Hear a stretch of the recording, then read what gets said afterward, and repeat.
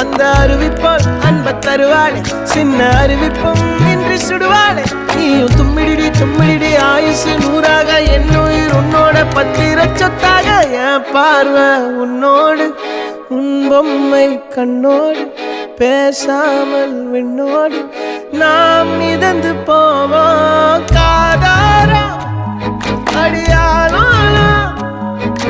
நான் தாங்க மாறோடு